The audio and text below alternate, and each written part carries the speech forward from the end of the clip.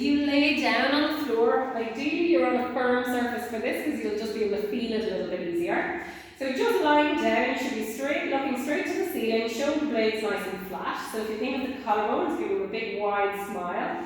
Your lower rib cage should be touching the mat so that as you take your breath in and out, you just feel the contact with the lower ribs of the mat. And then take your hands and rest them on the front of the pelvis. So think of the two bony points at the top of the pelvis just above your hips and your pubic bone. And think of that triangle.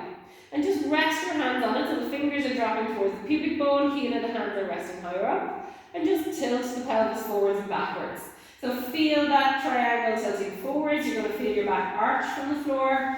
Tilting backwards, you're going to feel your back flatten to the floor. And just see first how far you can move in either direction. Alright, checking in that the ribs stay on the floor. You're not building any tension into the neck. Find your level triangle, so that's where these 3 points feel level.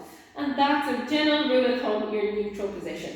So you should feel that you can slide your fingers under your back, but it wouldn't be too easy to slide your whole hand or arm under. And that's your neutral position.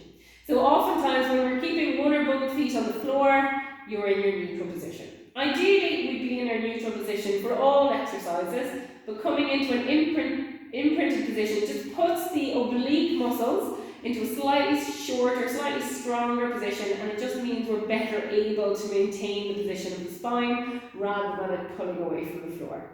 So the imprinted position then, if you take your thumbs to your lower ribs and your index fingers to the front of the pelvis, and if you just think about taking them a slight bit closer together, keeping in mind we're not pushing the back to the floor. You can probably still fit fingers slightly onto your lower back in your imprint position. So holding that position, and this is where we normally work to when we want to lift the legs off the floor.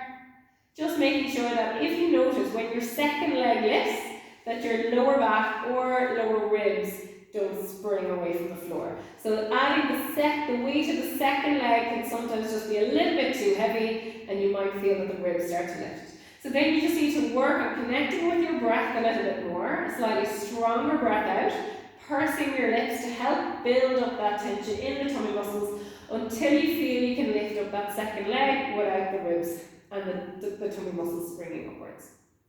Okay, and a nice exercise then to test that is working on, this is your tabletop legs position, so knees over your hips, shins parallel to the floor. If I was to look, I can just see my toes over the top of my knees. Taking a breath in here, maybe resting a hand over the belly button, just so that you can feel how the tummy muscles are coping with it. And then as you breathe out, remember pursing through your lips, connecting up through those deeper pelvic and tummy muscles, lowering one foot towards the floor. Maybe touching the floor, maybe not. And then lifting the leg back up, and then doing the same to the opposite side. So alternating side to side, feeling that tension coming onto the tummy muscles, and then reducing it as you lift back up. That might be fairly easy. You might feel that you can't touch the floor without the ribs springing up. If it's fairly easy, you can work on tapping the foot a little bit further away from your hips, checking in that you don't lose neck or shoulder position. So I don't want this, if your chin is lifting or if the shoulders are lifting, that's too far, it's too difficult.